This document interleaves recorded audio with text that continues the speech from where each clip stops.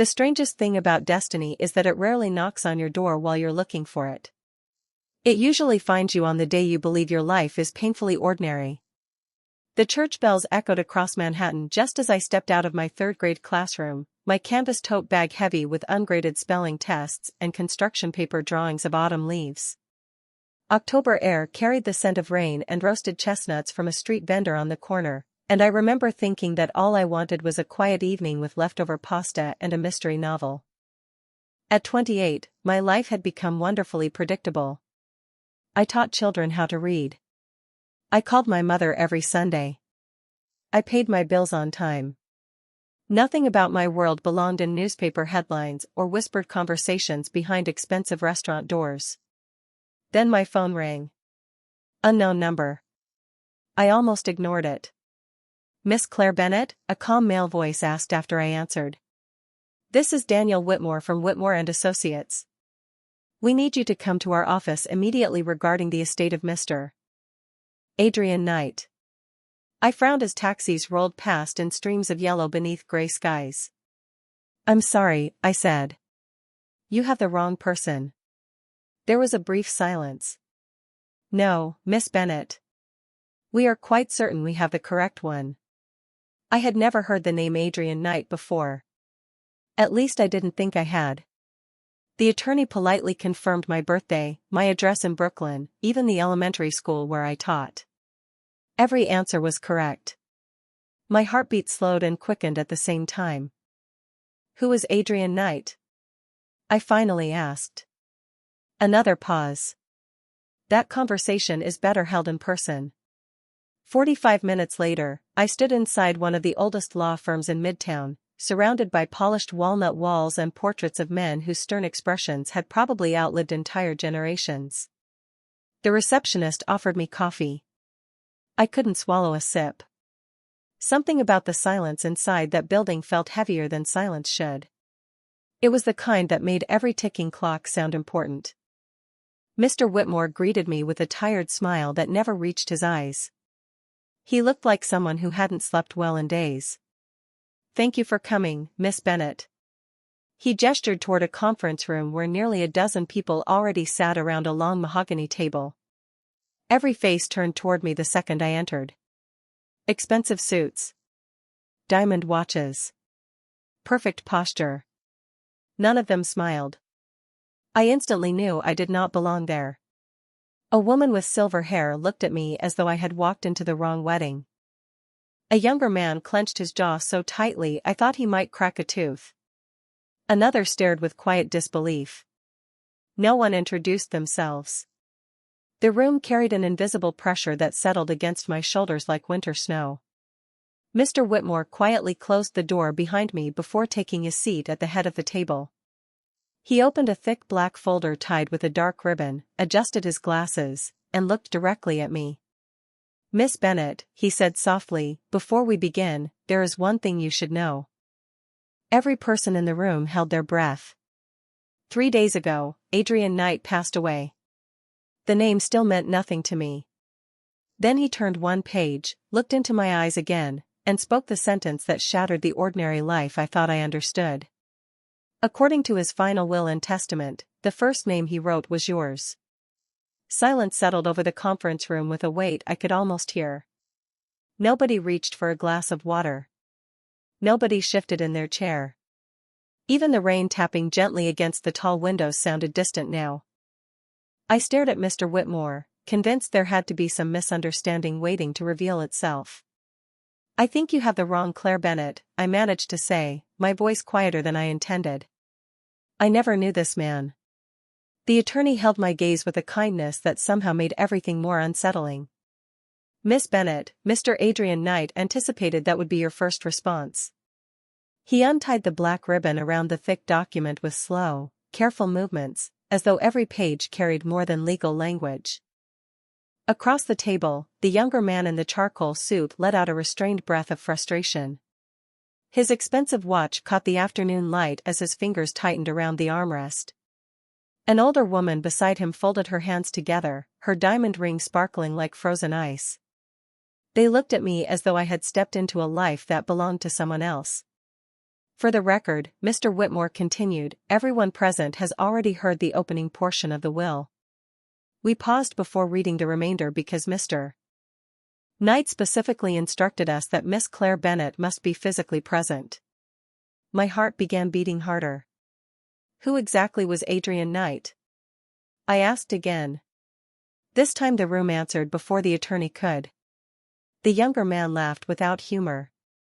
You truly have no idea. His voice carried exhaustion more than anger. She is pretending, the silver-haired woman said sharply. She has to be. Mr. Whitmore raised one hand, and the room immediately fell quiet again. Authority did not always require volume.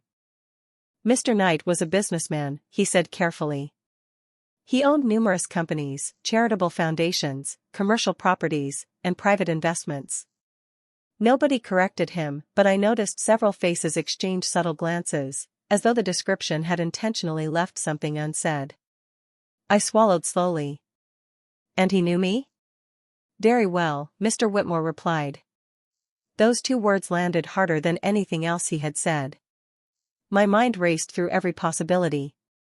Parent at school. Neighbor. Volunteer. Former student. Nothing fit. I had never met anyone named Adrian Knight. I was certain of it. The attorney turned another page. I will now continue reading Mr. Knight's final instructions. Every eye in the room moved toward him. To my family, colleagues, and lifelong associates, he read, I understand many of you will disagree with what follows. I accepted that long before this day arrived. Some promises are more important than approval. A ripple of discomfort spread across the table. The younger man looked away toward the rain streaking the windows. The older woman closed her eyes briefly. Mr. Whitmore continued. To Miss Claire Bennet. If you are hearing these words, it means I was unable to keep the only promise that ever truly mattered. I hope you still laugh when children tell impossible stories. I hope you still stop to watch the first snowfall every winter. I hope life remained gentle with you, even when I could not. My breath caught. Every sentence sounded impossibly personal. Yet I had never heard his voice. Never seen his face. Never spoken his name. The attorney slowly closed the folder for a moment before reaching into a separate envelope sealed with dark blue wax. There is one additional instruction, he said quietly. Mr. Knight ordered that this envelope remain unopened until Miss Bennet denied knowing him. He carefully broke the seal, unfolded a single sheet of cream-colored paper, and looked at me with an expression I could not decipher. Miss Bennet, he said softly, before anyone leaves this room, there is something Mr. Knight wanted only you to see. Mr. Whitmore slid the folded letter across the polished table without another word. Every person in the room watched my hands instead of my face, as though they already knew something I did not. My fingertips hesitated before touching the thick cream paper. It felt strangely warm, impossible as that was. The envelope carried no address, only my name written in elegant blue ink. Claire Bennet. The handwriting was steady, confident, almost familiar in a way I could not explain. I slowly unfolded the single page inside. There were only 2 lines. If you do not remember me, then I succeeded. Please forgive me for making that necessary. I read the words again. Then a third time. They refused to make sense. Succeeded at what? I whispered, almost to myself. Nobody answered immediately. The silence around the table grew heavier until Mr. Whitmore quietly cleared his throat. Mr. Knight left detailed instructions regarding your questions. However, he specifically requested that they not be answered today. I looked up in disbelief. He expected me to leave here even more confused than when I arrived? He believed confusion would eventually become understanding. My patience finally cracked.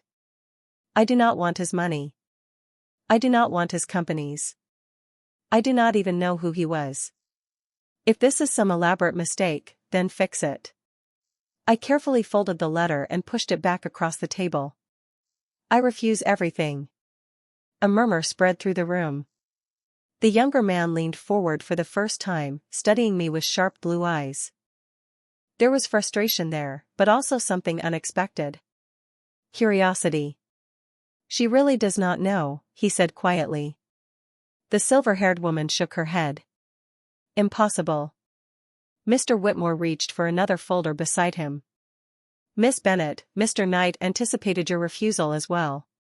He opened it to reveal a notarized document clipped to the inside cover. He instructed me to read this only if you declined your inheritance. He adjusted his glasses once more. If Claire Bennet refuses any portion of my estate, she must first visit my home office exactly once. She is not required to accept anything afterward. She is only required to look. I blinked. Look at what? He did not specify. The attorney carefully closed the folder again. Only that you would understand after seeing it. I almost laughed from pure exhaustion. My ordinary Tuesday had disappeared beneath layers of mystery that belonged in novels, not real life. Outside the conference room, Manhattan continued as though nothing extraordinary had happened. People hurried through rain with coffee cups in their hands. Children climbed onto school buses. Somewhere my students were probably telling my substitute teacher that I always reminded them to put periods at the end of every sentence. My world still existed. Yet somehow I no longer felt connected to it. Can I at least see his photograph? I asked softly. The room became still again. Mr. Whitmore nodded once before opening the black folder one final time. He removed a glossy photograph and placed it gently before me. The man staring back at me appeared to be in his late 30s. Dark brown hair. Calm gray eyes. A tailored navy suit. There was nothing arrogant in his expression. Nothing theatrical. He looked directly into the camera with the faintest hint of a smile, as though whoever had taken the picture had interrupted an important thought. I stared at his face, searching desperately for recognition. Nothing came. Then, without warning, a strange sensation passed through me. Not a memory. More like the echo of one. The scent of cedar. Snowflakes drifting beneath golden streetlights. A warm wool coat wrapped around small shoulders that were not yet grown. My heart skipped. The feeling vanished as quickly as it appeared, leaving only a question I could no longer ignore. Somewhere, somehow, I had seen those eyes before. The photograph stayed in my hands long after everyone else had stood up from the conference table. I could not explain why I kept looking at it. His face remained unfamiliar, yet the feeling refused to disappear. It lingered somewhere beneath logic, like hearing the first notes of a song you loved as a child without remembering its name. Mr. Whitmore quietly gathered the legal documents while the others filed toward the door. None of them spoke to me.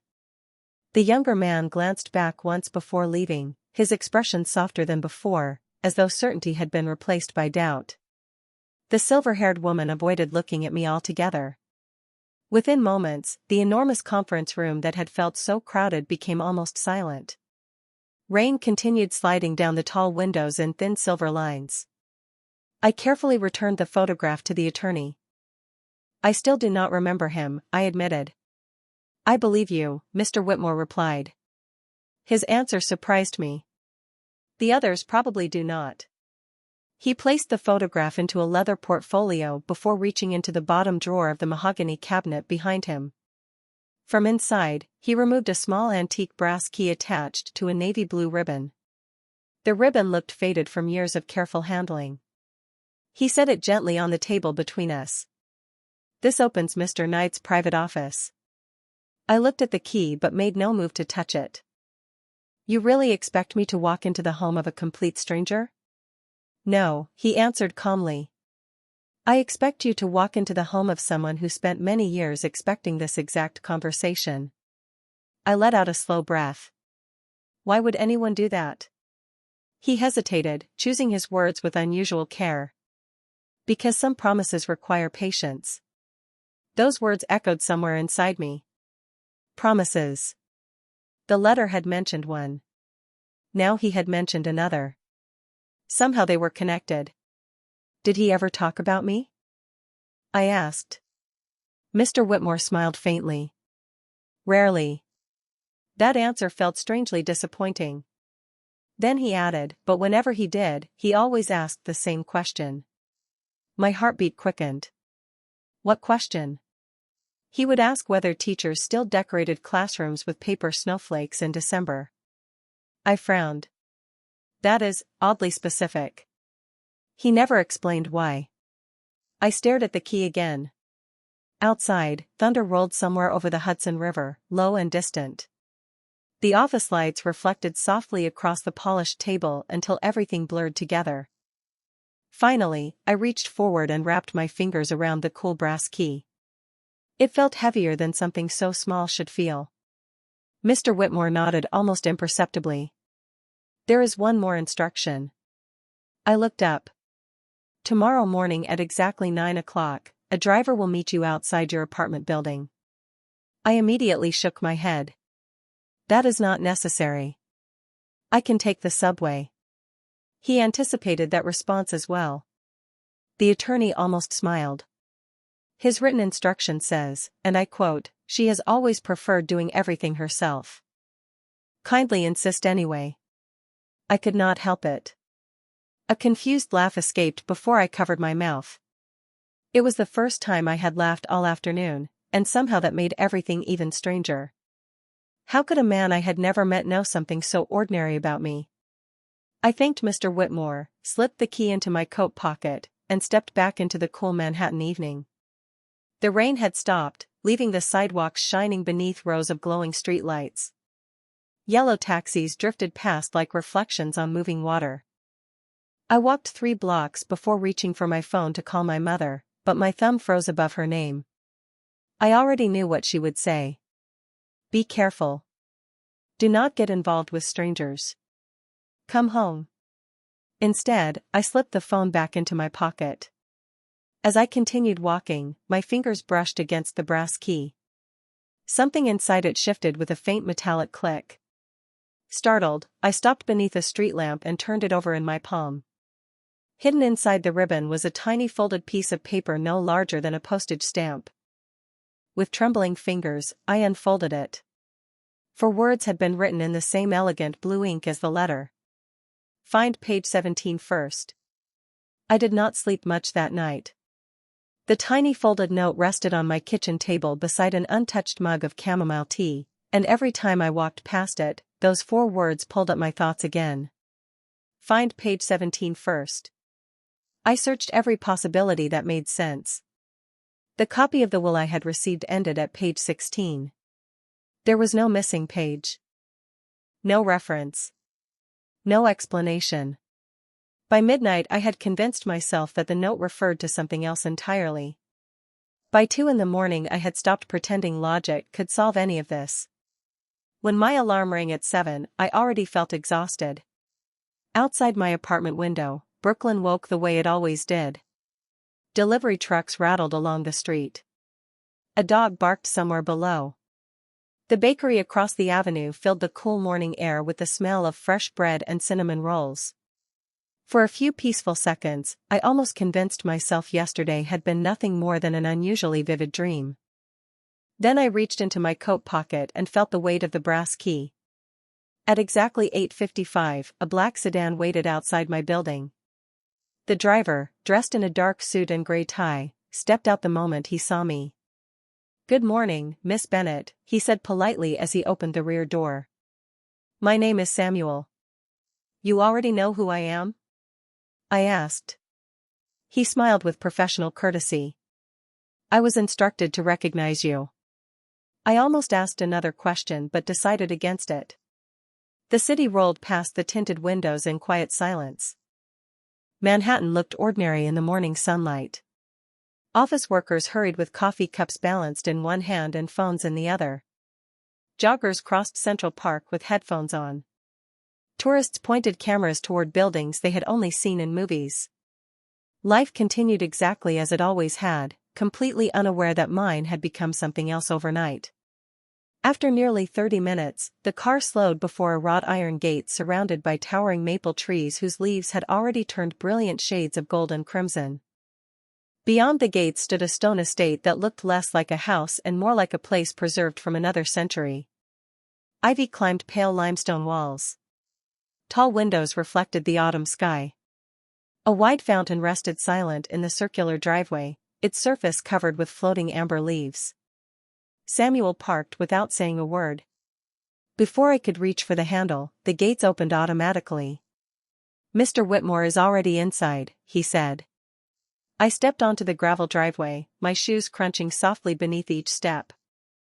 The air smelled of cedar, damp earth, and distant fireplace smoke. The scent stopped me cold. Cedar. My chest tightened. It was the same impossible memory that had flickered through my mind when I first saw Adrian's photograph. Not an image. Not a voice. Just that scent and a strange feeling of warmth that seemed to belong to another lifetime. I closed my eyes for only a second. Snow drifted through my thoughts again. A pair of small knitted gloves. Laughter that vanished before I could hear whose it was.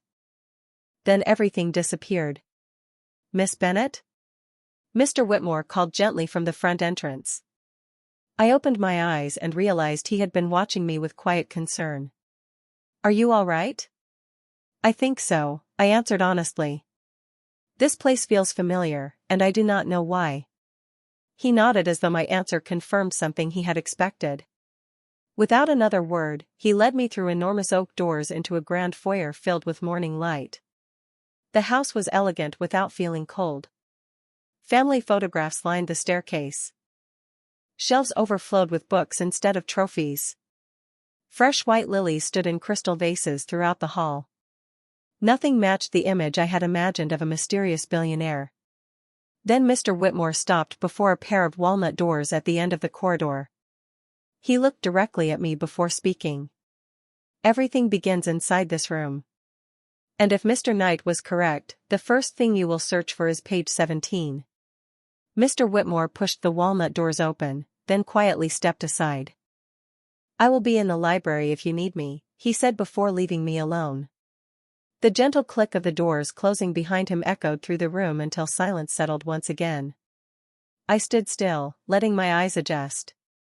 Morning sunlight streamed through floor-to-ceiling windows overlooking acres of autumn trees, casting long golden beams across polished hardwood floors. The office felt lived in rather than displayed. A leather chair sat behind a massive oak desk covered with neatly stacked papers, fountain pens, and a pair of reading glasses resting atop an open book. Shelves climbed nearly 20 feet to the ceiling, filled with novels, biographies, history books, and hundreds of leather-bound journals arranged with remarkable precision. There were no oversized portraits celebrating success. No elaborate awards demanding admiration. Instead, framed photographs covered one wall. Children laughing at a playground.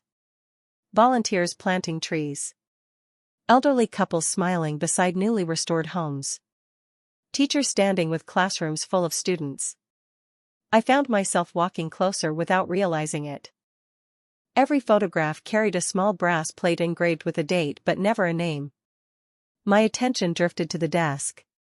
Beside the reading glasses rested a ceramic mug decorated with uneven blue handprints and the words "World's Okayest Teacher" written in crooked paint. I laughed softly despite myself. It looked exactly like something a second grader would proudly make during art class. Why would someone like Adrian Knight keep something so ordinary on his desk? I reached toward it before stopping myself. Somehow touching it felt too personal. Instead, I noticed a framed newspaper clipping nearby. It featured an elementary school ribbon-cutting ceremony from nearly 8 years earlier. Children crowded together holding balloons while teachers smiled behind them. My breath caught. I recognized the school immediately. It was mine. I searched the picture until I found myself standing in the second row, several years younger, laughing beside students on opening day. My name was nowhere in the article. The photograph had been taken from too far away for anyone to notice me unless they were deliberately looking. Yet someone had carefully circled my face with a tiny pencil mark almost invisible against the paper. My pulse quickened. "That cannot be a coincidence," I whispered. I turned toward the bookshelves, suddenly remembering the note hidden inside the ribbon. Page 17. My eyes scanned hundreds of identical journal spines until one detail interrupted the perfect order. Every leather journal carried a small gold number at its base. 1, 2, 3, 21, 22. My gaze moved back. There was no journal numbered 17. The empty space was barely an inch wide, but once I noticed it, I could not look away. Someone had removed only that volume. Carefully. Intentionally. I stepped closer and ran one finger along the dusty outline where it had once rested. Unlike the surrounding shelves, this narrow space had been cleaned recently. My heartbeat grew louder inside my ears. Before I could think further, I heard footsteps behind me. I turned quickly to find Samuel standing respectfully in the doorway. "Forgive the interruption, Miss Bennet," he said. "Mr. Whitmore asked me to bring you this." He handed me a small sealed envelope. Across the front, written in the same elegant blue handwriting, were only 6 words. "Open after you notice what is missing." My eyes slowly lifted from the envelope back to the empty space on the shelf. The missing journal was not an accident. It was the first clue Adrian had expected me to find. My fingers lingered on the unopened envelope as though breaking its seal would somehow make everything irreversible. The office had become impossibly quiet again. Even the grandfather clock in the corner seemed to wait with me, each measured tick reminding me that someone had arranged this entire journey long before I ever knew it had begun. I slipped one finger beneath the flap and carefully unfolded the single sheet inside. There was no greeting. No signature. Only one sentence written in the same elegant blue ink. "The journal was never stolen. I moved it because you were finally ready to ask why it existed." I read the sentence twice before lowering the paper. My eyes drifted back toward the empty space on the bookshelf. He had planned every discovery. Every question. Every moment of confusion. Somehow he knew exactly where my curiosity would lead. I walked toward the desk again, searching more carefully this time. Until now I had been looking for answers. Suddenly I realized Adrian had wanted me to notice patterns instead. The reading glasses were perfectly aligned with the open book. The fountain pen rested exactly parallel to the edge of the desk. Even the ceramic mug had been placed with deliberate precision. Then I noticed something I had overlooked before. The open book beneath the glasses was not actually being read. The pages had never been turned. The ribbon bookmark rested between pages 16 and 18. There was no page 17. My breath caught. The numbering skipped directly from 16 to 18 as though the missing page had never existed. Carefully, I lifted the book. The cut edge where one page had once been was almost invisible unless viewed from the side. Someone had removed only a single sheet with extraordinary care. Folded beneath the empty space was a small ivory card. On the front were 4 handwritten words. "Some truths need witnesses." I turned it over. On the back was an address in upstate New York followed by a date from 20 years earlier. December 23rd. My heartbeat quickened again. I knew that address. Not because I had ever lived there, but because my parents used to tell the story every Christmas. It had been the location of an old community shelter where volunteers delivered winter coats and hot meals before it closed years ago. We had visited once when I was 8 years old. I had not thought about that place in decades. Yet now fragments returned with startling clarity. White snow covering cracked sidewalks. Strings of colored lights hanging from bare trees. A paper cup of hot chocolate warming my frozen hands. A little boy standing alone beneath a cedar tree wearing an oversized navy coat. I squeezed my eyes shut. His face refused to appear. Only the feeling remained. Lonely. Quiet. Watching the snowfall instead of the crowd. My pulse echoed inside my ears until a soft knock interrupted the memory. Mr. Whitmore entered carrying an old archival storage box wrapped in faded blue cloth. He paused when he saw the open book. You found the missing page, he said gently. I looked up, confused. There was never a page to find. He nodded slowly. Exactly. He placed the box on the desk between us. Mr. Knight believed people spend their lives searching for missing pages when they should be searching for the story that connects them. I stared at the weathered box. A small brass label had been attached to the lid years ago. Written across it in careful handwriting were only 3 words. Winter Program 20 years. Mr. Whitmore rested one hand lightly on the box before meeting my eyes. Miss Bennet, he said quietly, everything you remember about that winter is incomplete. And inside this box is the first person who can finally help you remember the rest. My hands rested on the weathered storage box for several long seconds before I found the courage to lift the lid. The scent of old paper and cedar drifted into the room, instantly carrying me somewhere my memory could almost reach. Inside, everything had been arranged with extraordinary care. There were faded volunteer badges, handwritten attendance sheets, holiday photographs, children's drawings folded into uneven squares, and bundles of letters tied together with blue ribbon. Nothing looked expensive. Nothing looked important to anyone outside this room. Yet someone had preserved every piece as though each one represented a chapter of a life that could never be replaced. Mr. Whitmore remained silent beside me, allowing the memories to find their own pace. I reached for the first photograph. It showed dozens of families gathered beneath strings of white lights outside a brick community center covered in fresh snow. Volunteers handed out winter coats while children laughed with steaming cups of hot chocolate in their hands. I turned the photograph over. December 23rd. Winter program. 20 years ago. My breathing slowed. The next photograph revealed a familiar cedar tree standing beside the entrance. I recognized it before I understood why. Then I noticed 2 small figures near the trunk. A little girl wearing a knitted red hat stood beside a quiet boy wrapped in an oversized navy coat. They were building a tiny snowman together. I leaned closer until the edges of the photograph blurred. The girl smiled with complete confidence.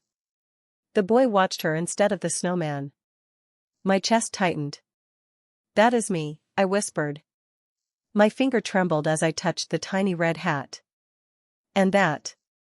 The sentence disappeared before I could finish it. Mr. Whitmore nodded gently. Yes. I looked up at him. That little boy was Adrian. Hearing the name while staring at his childhood face changed something inside me. He no longer felt like an impossible stranger. He became a child standing alone in winter. I reached deeper into the box and found a stack of children's drawings held together with a paper clip. Most showed snowflakes, trees, and smiling stick figures.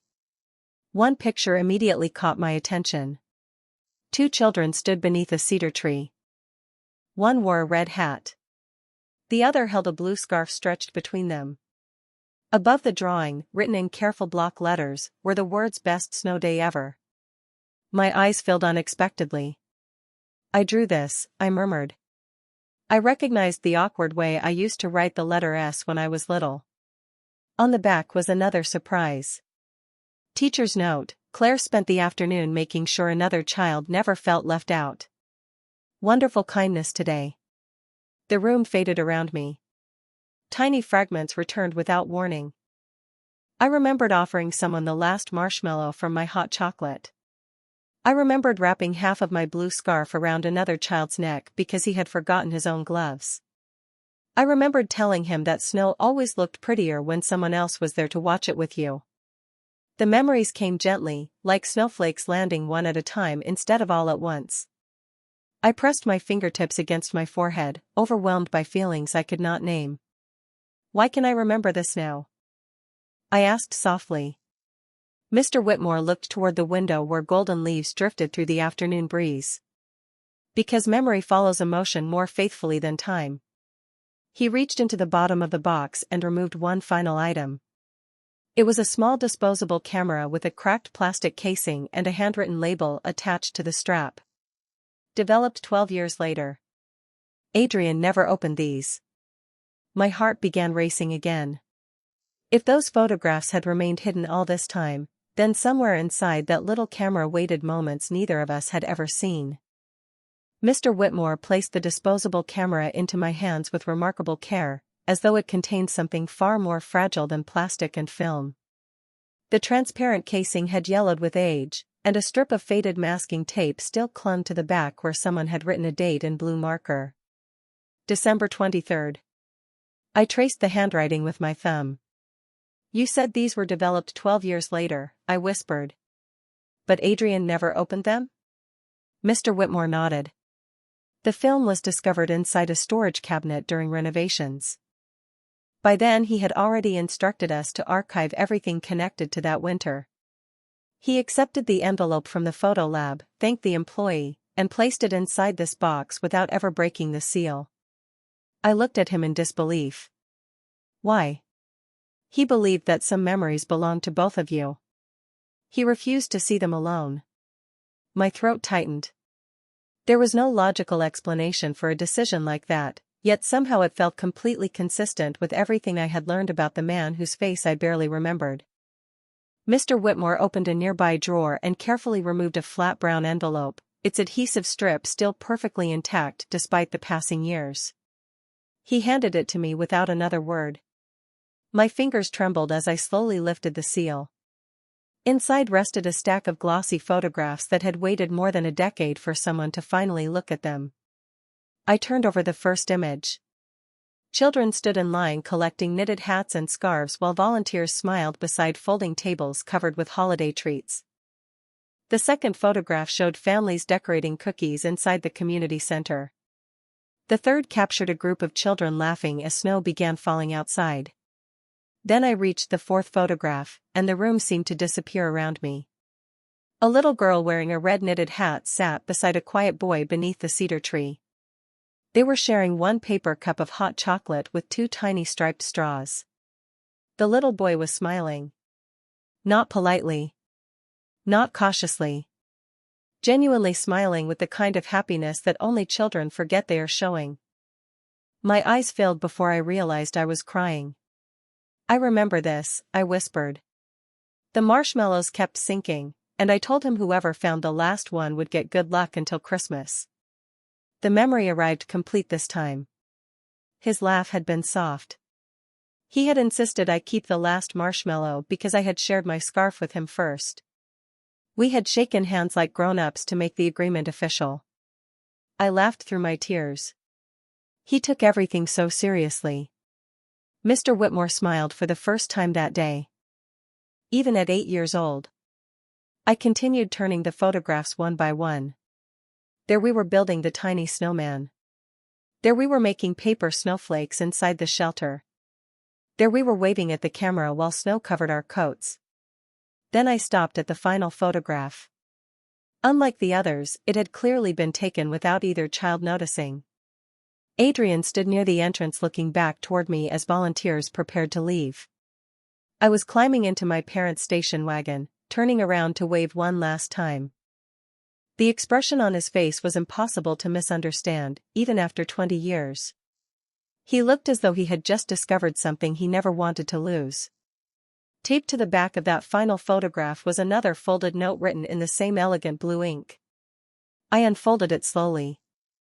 "If you remember this picture, then you are finally ready to know why we never saw each other again." I stared at the words until they blurred beneath fresh tears. Then, for the first time since this journey had begun, I realized the greatest mystery had never been why Adrian left me his fortune. The real mystery was who had decided that two children who found each other beneath falling snow should spend the next 20 years believing they were strangers. The note remained in my hands long after I had finished reading it. Outside the tall windows, the afternoon sun had begun slipping behind the maple trees, painting long ribbons of amber light across the hardwood floor. Everything inside the office seemed untouched by time, yet I felt as though my entire past had quietly shifted beneath my feet. "Who kept us apart?" I finally asked, breaking the silence. Mr. Whitmore did not answer immediately. Instead, he walked to the bookshelf and carefully removed another leather journal, this one marked with the number 18. He placed it gently beside the photographs before opening to a page already marked with a blue ribbon. "Read only the highlighted passage," he said softly. My eyes settled on Adrian's handwriting for the first time. The letters were precise, steady, and unexpectedly warm. December 24th.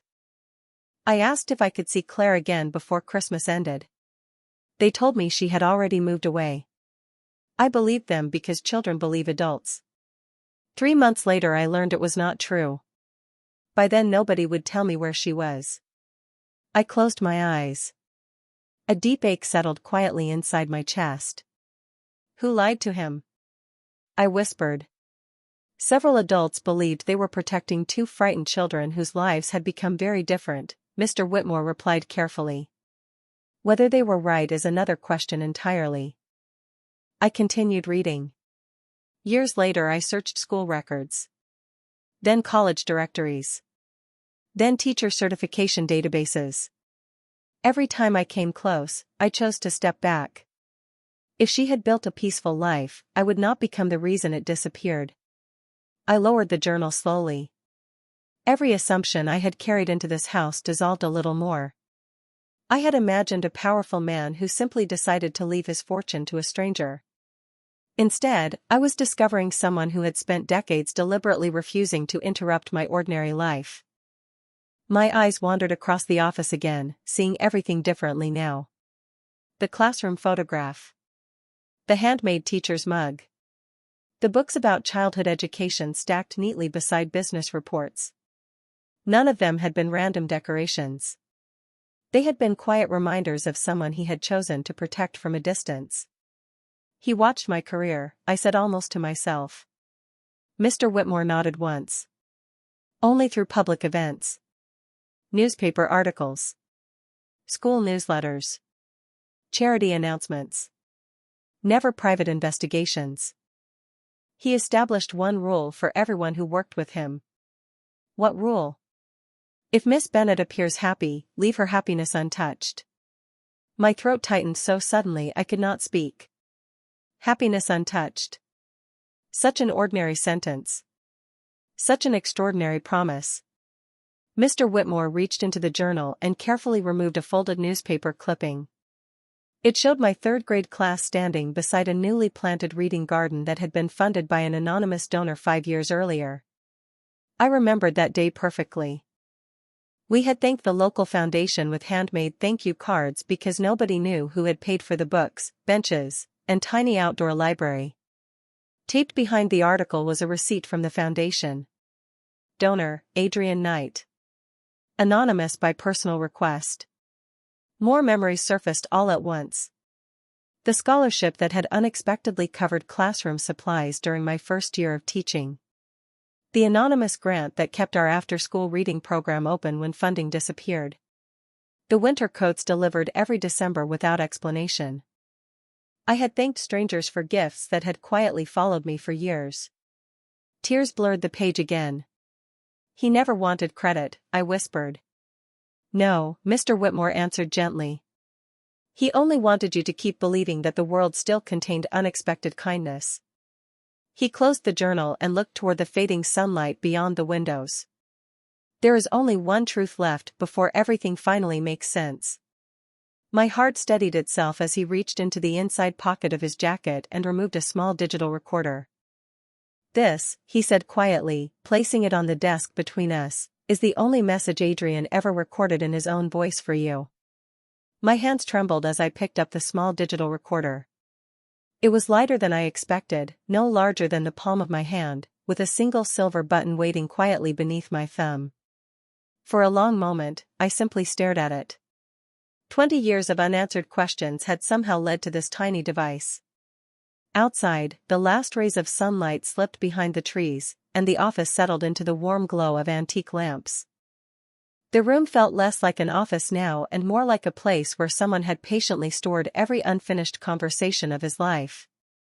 Mr. Whitmore stepped back without speaking. He understood this moment no longer belonged to him. I took a slow breath and pressed play. A faint click broke the silence, followed by several seconds of nothing except the soft sound of someone inhaling. Then I heard his voice for the very first time. It was calm, steady, and unexpectedly gentle. "Hello, Claire." I closed my eyes immediately. Somehow hearing my name spoken by someone I had almost forgotten felt more familiar than it should have. "If you are listening to this," Adrian continued, then Daniel ignored my request to keep this conversation as short as possible. I almost smiled through my tears. Even now he sounded as though he knew exactly how the attorney would behave. There was the faint sound of papers shifting before he spoke again.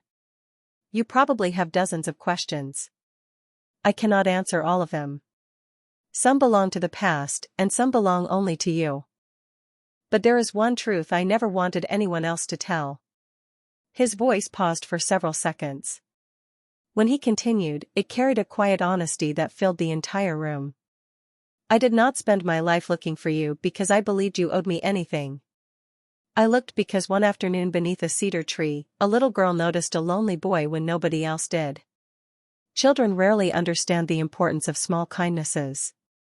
Adults spend the rest of their lives trying to become worthy of them." Tears slipped silently down my face. I remembered the paper cup of hot chocolate. The blue scarf. The tiny snowman leaning sideways because we had laughed too hard while building it. "You changed my life before either of us understood what that meant," Adrian said. "You taught me that being seen is different from being noticed." I never forgot that lesson. The recorder captured the sound of a slow exhale before he continued. "Years later, when I finally found your name again, I learned you had become a teacher. Somehow that felt exactly right. You always made people feel less alone." My knees felt weak. I lowered myself into the leather chair behind his desk, unable to remain standing. His voice remained calm, almost conversational, as though we were finally having the conversation time had delayed for decades. "There were many days when I wanted to knock on your door. I imagined introducing myself. I imagined reminding you about the marshmallow we argued over and the scarf you insisted I keep until spring. But every time I came close, I asked myself one question. Would meeting me make her life brighter, or simply more complicated? Until I could answer that honestly, I stayed away." My tears fell freely now. Not because of what he had done, but because of what he had chosen not to do. His final words came softly, almost like a confession carried across the years. "If you remember me now, then thank you. If you never fully remember me, thank you anyway. The greatest gift you ever gave me was never your memory. It was teaching me that kindness can become the direction of an entire life." The recording ended with a gentle click, but before I could lower the recorder, I noticed something I had not heard before. In the final second, just before the device stopped, another voice quietly entered the recording from somewhere farther away. It was Mr. Whitmore asking one simple question. "Adrian, are you certain she will forgive you when she learns the last secret?" The question lingered in the air long after the recording ended. I slowly lowered the recorder onto the desk, unable to take my eyes off it. "The last secret," I repeated quietly. My voice barely sounded like my own. Across the room, Mr. Whitmore remained still, his expression carrying the quiet patience of someone who had waited years for this exact moment. "You heard that part," he said softly. I nodded. "I was not supposed to, was I?" He offered a faint smile. Adrian always believed the important truths found people when they were ready, even if they arrived by accident.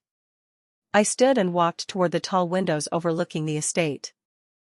The maple leaves danced gently across the lawn beneath the fading afternoon sky. Everything outside looked peaceful, untouched by the weight of the past. "Tell me," I whispered. "Whatever it is, I would rather know."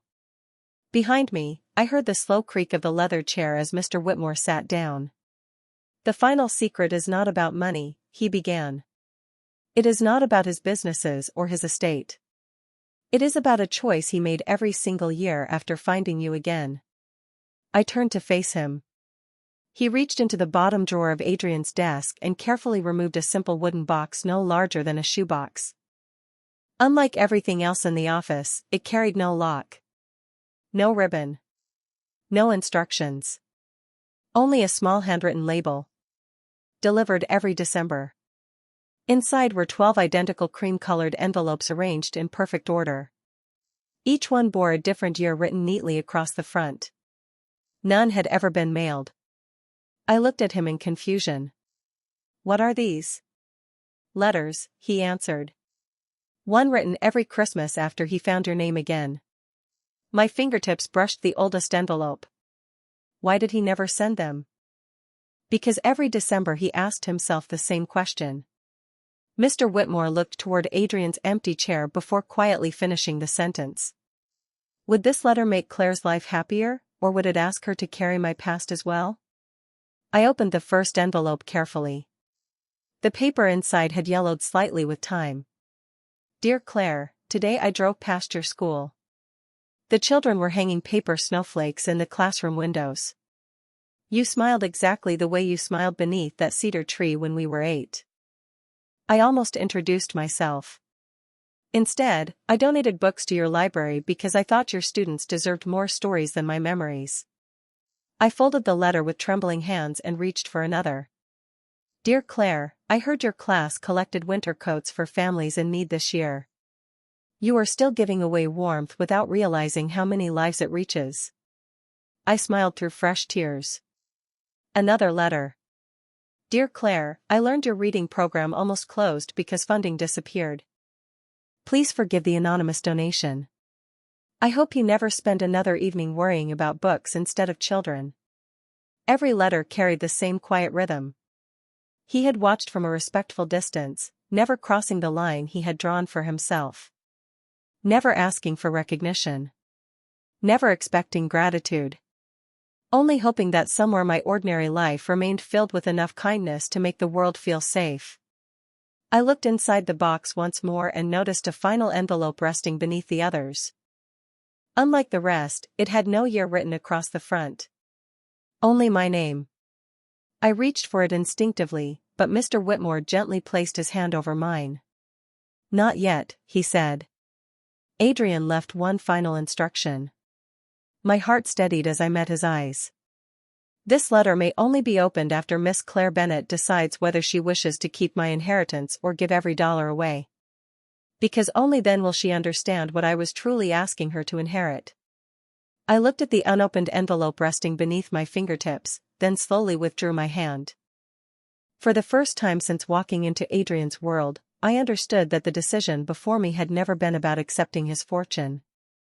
It was about deciding whether I would continue the quiet promise he had spent a lifetime protecting.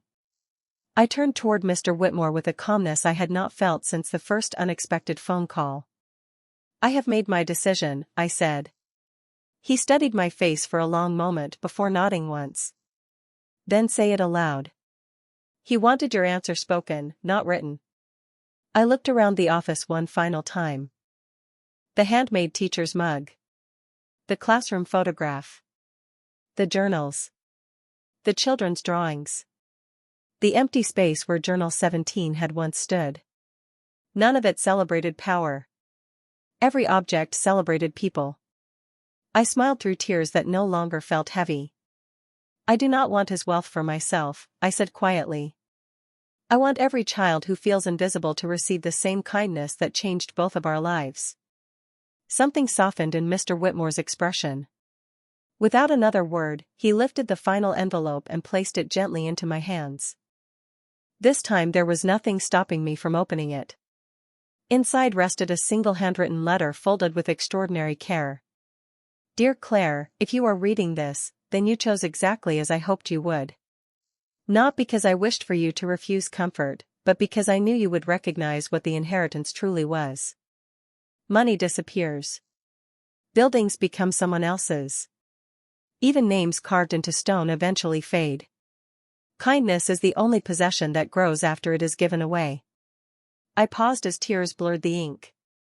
Outside, a gentle breeze carried golden leaves across the lawn, just as snow had drifted beneath the cedar tree 20 years earlier. I continued reading. "Everything you believed I left behind was only the container. The real gift has always been waiting for someone willing to continue it. Every school scholarship. Every reading garden. Every winter coat. every anonymous classroom donation, every community library. None of them were meant to end with me. They were always meant to become yours only if you wanted them. I lowered the page and looked toward the photographs of smiling children covering the wall. Suddenly every anonymous gift made perfect sense. Adrian had never been building an empire. He had been quietly building opportunities for strangers to feel seen. I finished the letter with trembling hands. There is one final thing I must tell you. When I wrote my will, your name was never added at the end. It was written first. Every revision began with you because every important decision in my adult life began with a single memory of a little girl who shared her scarf with a lonely boy beneath falling snow. Thank you for giving me a direction before I was old enough to understand what direction meant. Please keep helping people believe that unexpected kindness still exists.